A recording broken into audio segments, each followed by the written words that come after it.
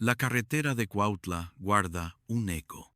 Es el sonido de metal retorcido, el final abrupto de una risa que definió la Navidad para millones de niños mexicanos. Ese eco pertenece a José Elías Moreno. Para generaciones enteras, su rostro es uno solo, el de Santa Claus, aquel personaje bonachón y cósmico de la película de 1959. Pero reducir a este titán a una barba blanca y un traje rojo es una injusticia. Es olvidar al actor de carácter más sólido y versátil de la época de oro del cine mexicano. Moreno fue mucho más que el Polo Norte. Fue el maestro rural en Simitrio, fue el revolucionario en Viento Negro, y fue la presencia inquietante en el cine de Luis Buñuel. Su vozarrón imponente y su físico robusto le permitían transitar de la bondad patriarcal a la villanía más compleja, sin esfuerzo aparente. En este relato conocerás 25 escenas de su vida y de su carrera, un expediente que busca descifrar al hombre detrás del ícono. Exploraremos la tragedia que marcó su infancia, su ascenso desde el teatro de revista hasta convertirse en pilar del cine, y el oscuro destino que lo esperaba en esa autopista fatal. Si te apasiona el cine de la época de oro, suscríbete a nuestro canal Expediente Ídolo, donde revelamos las historias no contadas de las figuras que marcaron nuestro cine. Prepárate para recorrer cada escena de un destino tan brillante como doloroso. La cuna en el noroeste. La historia de José Elías Moreno Padilla no comienza en la capital, sino en el occidente del país. Nace el 12 de noviembre de 1910 en Las Pajas, un pequeño poblado en el municipio de San Gabriel, Jalisco. Sin embargo, su destino temprano lo lleva más al norte, a la perla del Pacífico. El niño de Mazatlán. Crece en el puerto de Mazatlán, Sinaloa. Es un niño que absorbe la brisa del mar, el ruido del muelle y la dureza de la vida portuaria. Pero su infancia no es serena. La primera tragedia. Cuando José Elías tiene apenas 8 años, su familia enfrenta una prueba devastadora. Una epidemia, posiblemente la influenza española que azotaba al mundo en 1918, golpea Mazatlán. La enfermedad entra a su casa y no se va sola. En un lapso desgarradoramente corto, el pequeño José Elías ve morir a sus padres. El huérfano, a los 8 años, queda huérfano. Él y sus hermanos son recogidos por sus tíos. La pérdida de sus padres a una edad tan temprana forja en él un carácter singular, una mezcla de melancolía profunda y una resiliencia férrea. Esa gravedad, esa sensación de haber visto el dolor de cerca, nunca lo abandonaría y se convertiría en una herramienta fundamental en su arsenal actoral. El viaje al centro, buscando un futuro que el puerto no podía ofrecerle, siendo aún muy joven, decide probar suerte. Como tantos otros, emprende el viaje a la Ciudad de México.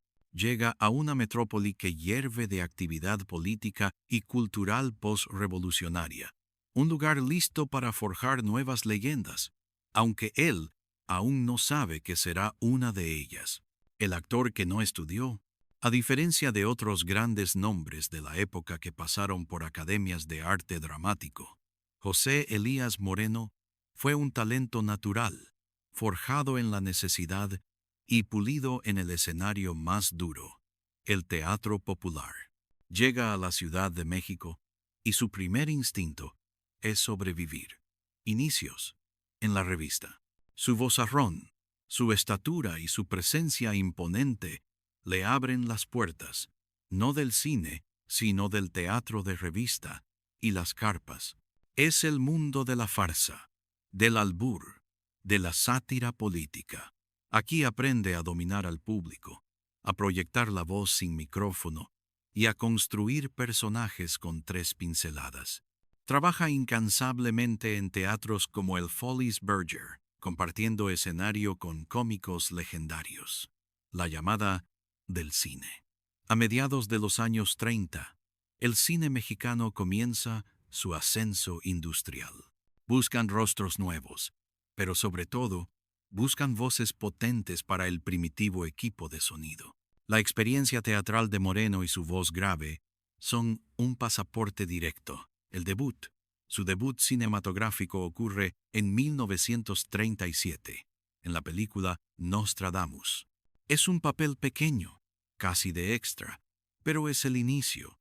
Ese mismo año aparece en La mujer, que huía, pero su nombre apenas figura. El hombre de 1000 caras. Durante casi una década, Moreno se convierte en un actor de reparto indispensable. No es el galán, es el actor de carácter. Interpreta a policías, a revolucionarios, a rancheros, a padres de familia. Su rostro se vuelve familiar para el público, aunque pocos saben su nombre. Es un trabajo duro, filmando una película tras otra, a veces hasta 10 o 12 títulos por año, construyendo su reputación ladrillo a ladrillo, sin el estrellato instantáneo, pero con la solidez del roble. La consolidación del titán. Entrados los años 50, José Elías Moreno ya no es solo un actor de reparto, es una institución. Su nombre en el cartel garantiza solidez. Los directores más importantes lo buscan porque saben que no falla. El encuentro con Buñuel. En 1959 trabaja con el genio aragonés, Luis Buñuel, en Nazarín. Aunque su papel es secundario, su presencia encaja perfectamente en el universo crudo y surrealista del director.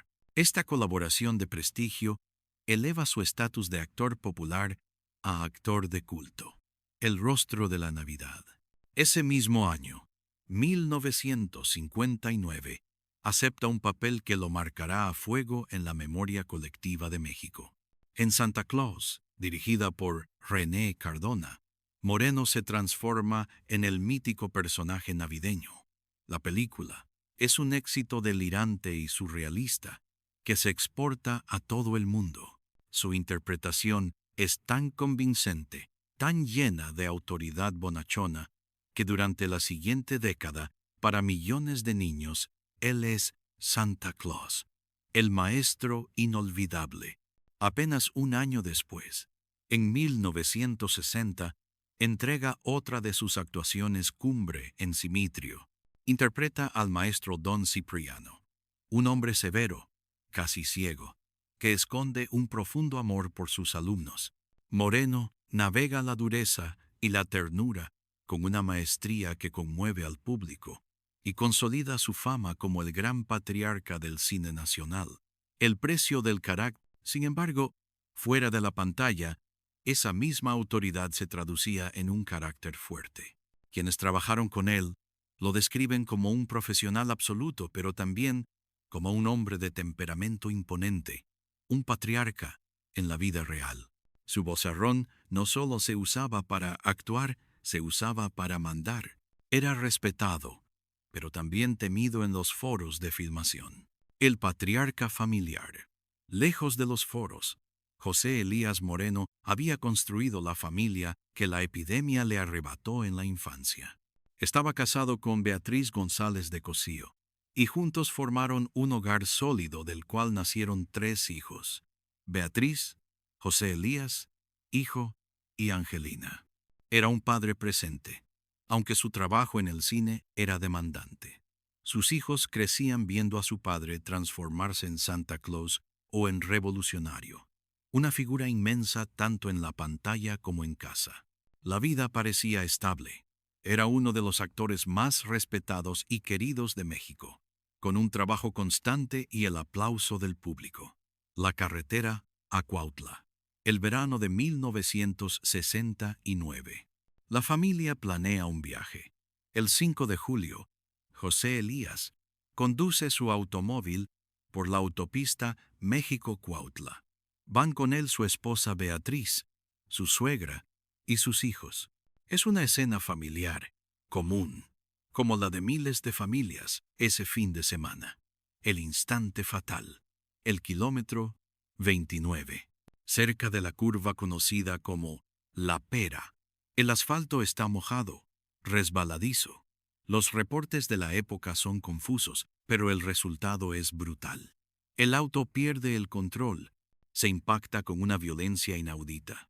El sonido del metal retorciéndose es el sonido del destino cerrando un expediente. La tragedia en el asfalto. La escena es dantesca. Cuando los servicios de emergencia llegan, encuentran el horror. Beatriz, su esposa y su suegra mueren instantáneamente. El impacto es fatal para ellas. Sus hijos, aunque heridos, sobreviven al impacto inicial. La agonía del gigante. José Elías Moreno es rescatado de entre los hierros.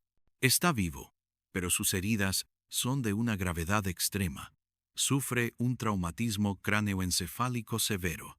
Es trasladado de urgencia a un hospital en la Ciudad de México. El hombre que había sobrevivido a balaceras en el cine, que había sido 1000 personajes, ahora lucha por su propia vida, inconsciente. La vigilia. El país entero contiene la respiración. En el hospital, el pronóstico es sombrío. El gigante de Jalisco, el hombre cuya voz era un trueno, yace en silencio, conectado a máquinas. La noticia del accidente domina los periódicos. Durante 10 días, el medio artístico y el público esperan un milagro que no llegará. La fractura en su cráneo es demasiado severa. El telón final, el 15 de julio de 1969, el corazón de José Elías Moreno se detiene. Muere a los 58 años de edad. La noticia cae como plomo. No fue una enfermedad larga, fue un arrebato, un acto de violencia mecánica en una carretera mojada. El hombre que había sobrevivido a la orfandad y conquistado el cine, moría a causa de un destino absurdo, el funeral del patriarca. Su funeral es una manifestación de duelo colectivo. Actores, directores, técnicos y el público se congregan para despedir al hombre de las 1000 caras. El dolor es doble, pues también se despide a su esposa Beatriz. Es el fin de una era, el eco de la orfandad. La tragedia más punzante, sin embargo, es la que se repite. Sus hijos, Beatriz, José Elías y Angelina, sobreviven al accidente, pero quedan huérfanos. José Elías Moreno, quien había perdido a sus padres a los 8 años, deja a sus propios hijos en una situación idéntica. El círculo del dolor, iniciado en Mazatlán en 1918, se cierra brutalmente en la Ciudad de México en 1969. El legado inmenso.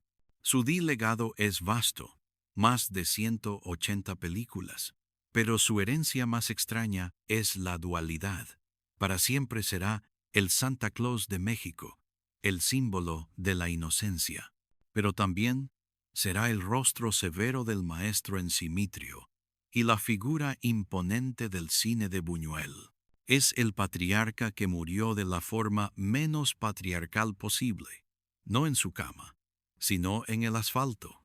La historia de José Elías Moreno es un guión escrito con tinta de tragedia. Inicia con la pérdida, con un niño huérfano en Mazatlán, y cierra de la misma forma, dejando a sus propios hijos huérfanos tras un accidente brutal.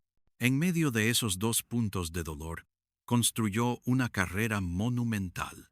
Fue el actor de carácter definitivo de la época de oro, un pilar sobre el que se sostuvieron galanes, cómicos y divas. Su rostro podía ser la bondad absoluta de Santa Claus o la dureza trágica del maestro Don Cipriano. Tenía el don de la autoridad. La cámara lo respetaba y el público le creía. No necesitó ser el protagonista principal para dominar la pantalla. Su presencia era suficiente. Pero el eco de su muerte a los 58 años en esa carretera de Cuautla resuena con una ironía cruel.